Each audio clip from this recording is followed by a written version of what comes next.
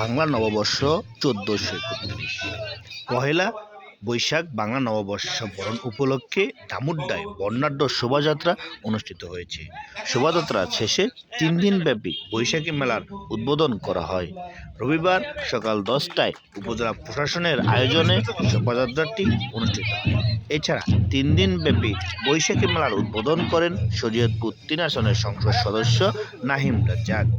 দিনটি উপলক্ষে চিত্রাঙ্কন প্রতিযোগিতা, যেমন খুশি তেমন সাজো ও মনোমুগ্ধকর সাংস্কৃতিক অনুষ্ঠানের আয়োজন করা হয়। শোভাযাত্রায় অংশগ্রহণ করেন শরীয়তপুর ৩ আসনের সংসদ সদস্য নাহিম রাজ্জাক, উপজেলা নির্বাহী অফিসার নাসরিন বেগম সেতু, উপজেলা চেয়ারম্যান আলমগীর হোসেন মাঝি, উপজেলা ভাইস চেয়ারম্যান আব্দুর রশিদ গোলন্দাজ, উপজেলা মহিলা ভাইস চেয়ারম্যান খাদিজা খানম লাবনী সহ বিভিন্ন দপ্তরের কর্মকর্তা কর্মচারী, ইউনিয়ন পরিষদের চেয়ারম্যান ও বিভিন্ন স্কুল কলেজের শিক্ষক ও শিক্ষার্থীরা।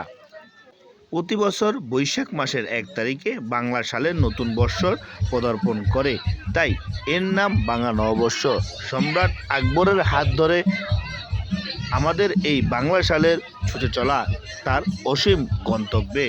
উৎপত্তির দিন থেকে আজ অবধি এদেশে ক্রমান্বয়ে পালিত হয়ে আসছে বাংলা নববর্ষ। এই উৎসব আমাদের ইতিহাস, ঐতিহ্য ও সাংস্কৃতিক সাক্ষ্য বহন করে।